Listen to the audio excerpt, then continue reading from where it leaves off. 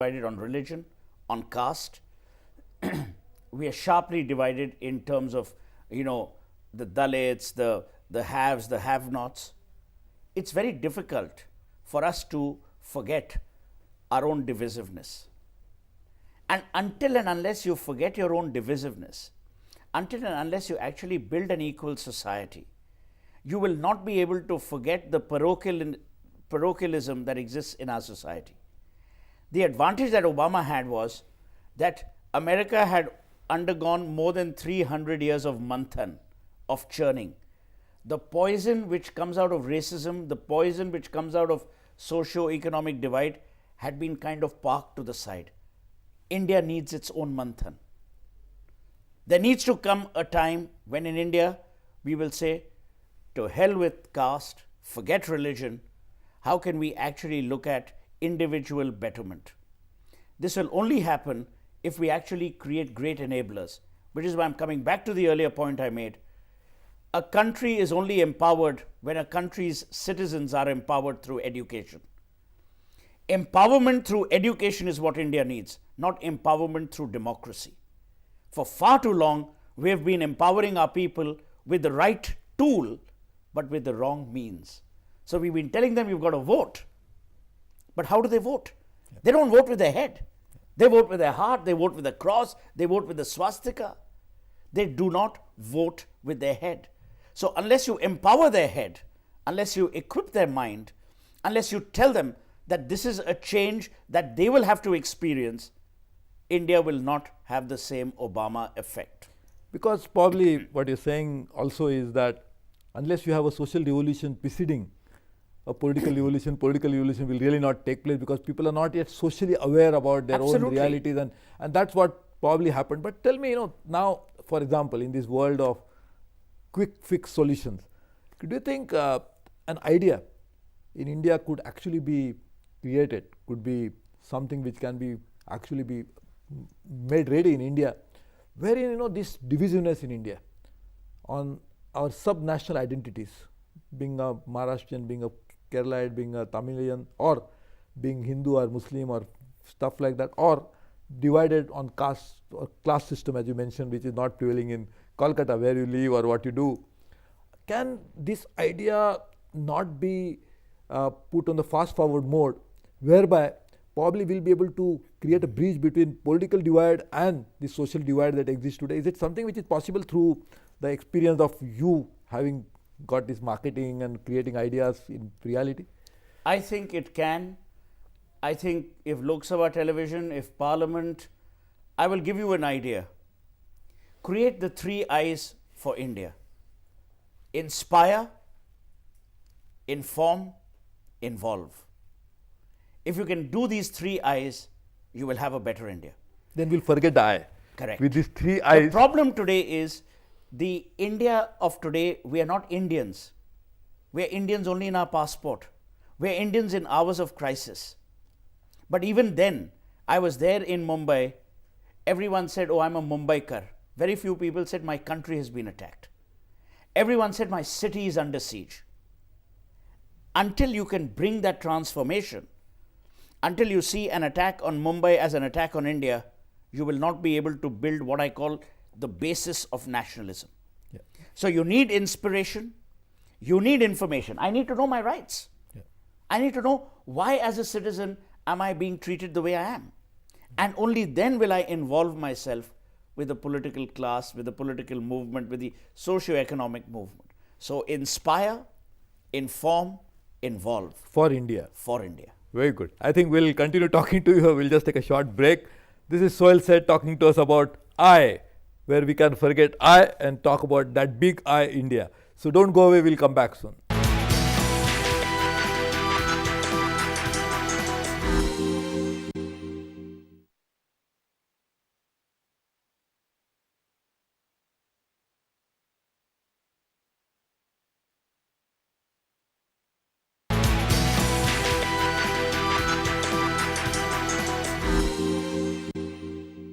Welcome back. We are talking to Mr. Suhail Seth, a person who has so many ideas, and I was wondering how can we capture all those in just these few minutes. So Well, you are talking about Obama, and you also said that probably India is still not ripe to have another Obama in India. Not Obama in India, but another Obama phenomena in India. Now, one point you mentioned about Obama is an idea, and not an individual as such. I find some apprehension about such a possibility, wherein an idea becomes an individual, and therefore then it's an abstract trying to be concrete. Now, you find some problem there because each and every person has comprehended an idea in his individual way in a very abstract manner. Now, when actually Obama, that idea becomes the president of India and start governing as an individual, everybody is going to expect from him his own perception of that idea. He is still not knowing that what is that Obama, but he talk about idea Obama. So do you think that idea Obama is going to be the biggest enemy of President Obama? Absolutely. B, you've hit the nail. An idea is powerful only through its implementation. So I will venerate the idea, I will applaud the idea, but I will wait to see how it implements itself. The biggest test of Obama is not that he won the election, is now how will he win the hearts and minds of the average American? How will he be able to inspire? Which is why an idea must be seen through its implementation, it must be enduring, it must be inspirational, it must involve, and it must serve as an example for the rest of the world to follow. Any powerful idea. So, Mother Teresa was an idea. She was an idea of compassion. She was an idea of a classless, social, non-divided society. So ideas actually have a limitation to a point that ideas can be born, but when they are born, how they really evolve thereafter is something which really... Ideas like a child. Every child born into this world is equal. That's right. So every child has 2 arms, 2 legs, 2 eyes. So we have to watch now what happens in the next 4 years of... And how do you incubate those ideas? Yeah. How do you develop those ideas? How do you make those ideas inclusive? Prime Minister Manmohan Singh said very rightly that India needs to be inclusive. Yeah. But what are we doing? Yeah. Where is the private-public partnership to make it inclusive? Where is the social paradigm that we are trying to bridge? And until and unless we bridge that, there will be an enduring problem. Now, we are going to have elections in the next few months' time in India, the major election, general election. We, of course, continue to have elections every month of the year. Which is another bad thing. I know. So, every month of the year, there is an election, one from Gram Panchayat to National Parliament, from one state to another. But we are going to have the major Parliament election when we will decide who is going to be governing India for the next 5 years from Delhi. Now, tell me, is it something in which you think that there is going to be the 15th Lok Sabha election, 14th already gone by, that we could think about introducing these communication technologies which are seen in US, which we have seen in the past, using mass media in an effective way to reach out to the people in large way. Only big example, we started with Rajiv Gandhi probably when he used rediffusion as an agency, which if my memory is right. Correct. And tried to talk about reaching out to the people, but that failed miserably. In fact, so many people attributed that campaign as one of the causes of not he being succeeding in that election. Like India shining for BJP. India shining for BJP. Now tell me, so is it a good time for political parties to now think about using these new technologies which are not available to them earlier? Like Mahatma Gandhi, in my opinion, is the greatest communicator world has ever seen. The best marketing man. And when there was no communication channel, there was no TV, and in fact even newspapers were hardly there, but whatever newspapers were there, people are not able to read because more than 2/3 of the people were not able to read. At that time, and India was, Pakistan and Bangladesh included at that time, and he could communicate with them. There were no aeroplanes, hardly any. See, I think communication is required, but my advice to all political parties would be 3 points. Number 1, India is tired. The citizen is tired of hatred in communication. India is tired of one political party abusing the other. India is tired of manifestos that are never read but only published. That paradigm must change. You have to communicate the benefits that the citizen will get from you, not that the benefits you have for the citizen. For far too long, in the last 14 Lok Sabhas, the 14 Lok Sabhas and the MPs thereof, you have worked on one kind of political paradigm. That political paradigm needs to change. As Obama did, you need to transfer accountability, responsibility, ownership to the citizen. You need to sacrifice that ownership. If you do that, and if you adopt all the modern means of technology, whether it is mobile technology, whether it is the net, I think there is a future there. And how relevant is an idea of individual politicians being marketed as a brand? Because we have seen many times that constituents, again, basically there are some good points of a politician may not reach out to the people because he is not able to communicate. He doesn't have that ability to communicate, but reality is different. Whereas there may be somebody else who may go to his constituency and market it in a manner that he is not what he is, but still people believe that he is. And then reality, of course, is different because at the end of the day, reality is going to catch up. So you think there is a role for marketing of brands for an individual politician in India, or Absolutely. is it something? I think there's a great need to market individual politicians, because individuals is what will inspire. You don't find statues of committees in any parks. Statues are always of individuals. So an individual, if he's inspirational enough, if he's powerful enough, he doesn't need to be a great orator. He doesn't need to be a good speaker, but he needs to be of high integrity. He needs to be clean. Most importantly, he needs to be purposeful in terms of what he will do for his constituents. And that is basically, marketing may not be the right word for that, but communicating that Absolutely. part is something which Absolutely. really Disseminating the benefits that he will bring to his constituents. How he will represent them. What's the value addition? Absolutely. Ultimately, I have this old saying, what do you go to a hotel room for? What do we all want? Every human being, ultimately, whether you're rich, poor, powerful or weak, ultimately all of us are looking for a good night's sleep.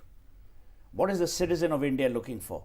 He's looking for equal opportunity, he's looking for dignity, he's looking for respect, and he's looking for empowerment.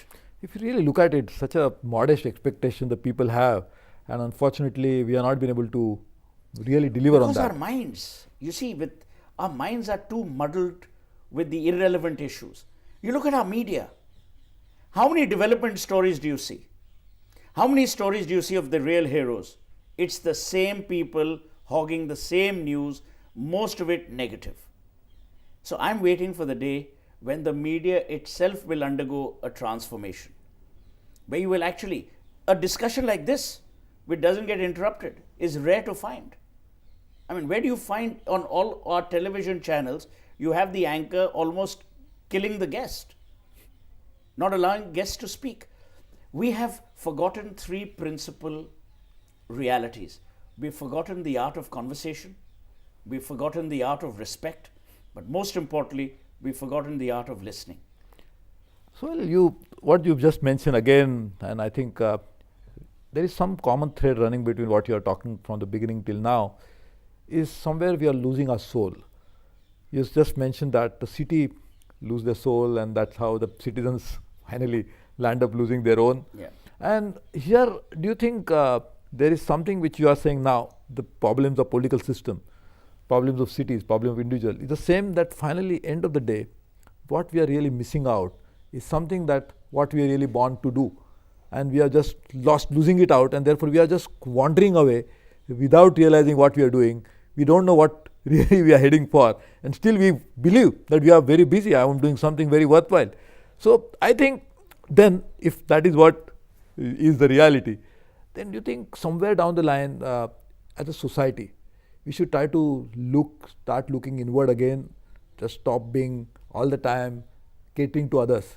Not important, like you are not in British Council, you said you used to spend 7-8 hours, not because you wanted to be seen in British Council by others. Yeah, but no one would see you there. And because you didn't have you are interested in that. That's why you're doing it. But today, I want to be seen in India International Center or in a party somewhere, which if I'm not seen, that means I'm no longer important. Is it something which we should now try to be introspecting more, and our own ethos, our own culture of our own spiritual advancement that we saw in the hundreds and hundreds of years ago, is it something we should come back?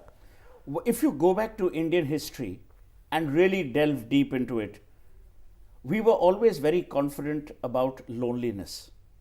We were confident about our individualism.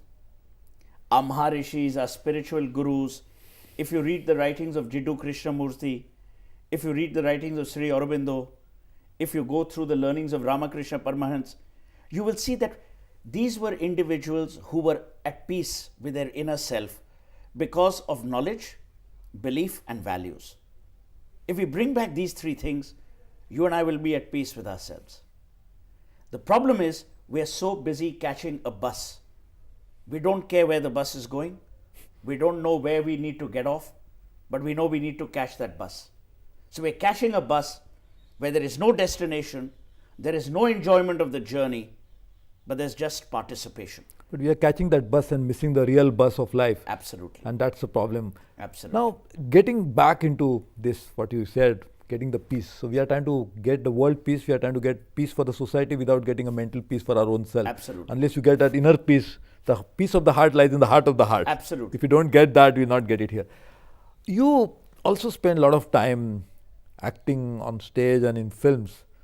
And do you think that also provided you an avenue of discovering yourself? I mean, your own acting in films. You actually acted as Bhutto?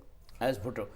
I think theatre is perhaps the biggest provider of human understanding. I still believe that William Shakespeare was the finest psychologist man has ever known. You know, everyone calls him a playwright. I think he understood human emotion the best. You know, when he talks about Cassius in Julius Caesar, where Julius Caesar says he has a lean and hungry look. Let me have men about me who are fat. You know, hell hath no fury like a woman scorned. When he talks about death in the end of Julius Caesar, and then he says, and nature might stand up to all the world and say, this was a man. The good is oft interred with the bones, the evil lives long after. These are realities in our world today. The point is that theatre allowed me this window of discovering myself, of discovering other people, of respect, of teamwork, of coordination, but most importantly, listening. Because you had to listen to that person's dialogue because you had to be cued to that dialogue. The best thing that theatre did was it made me see, not look. It made me listen, not hear. It made me participate, not observe. And they're so similar even in our lives as citizens. Like on a theatre, your dialogue has relevance only because somebody else is delivering another dialogue. And that is why your dialogue becomes relevant. Absolutely. Here we are trying to be only giving monologues and without not really and we are relevant only to ourselves. I cannot exist if you don't exist. It's something that I must come to terms with. I exist because this country exists. I exist because this country has allowed me to exist. I exist because my parents exist. My parents exist because they believe in a certain value architecture. We are interdependent. That's the nature of man. Yeah. We are not self-dependent. We may be independent, but we are interdependent. We may be free in our minds, but we are intricately tied in our hearts. You know, you may walk around freely today around Parliament, but in your heart, you will have an umbilical cord to your child, to your wife. That umbilical cord we need to understand. Man is not an island, never was, never will be. That's the nature of man. Which is why India needs more interdependence. Let's stop fighting. Let's stop erecting walls. Let's stop erecting barriers. Let's stop talking about mosques and temples and churches. Talk about the universality of brotherhood. Talk about peace. There's no point celebrating October 2 when you actually don't believe in the man anymore. Yeah. And I think unless we make that paradigm shift, we won't succeed.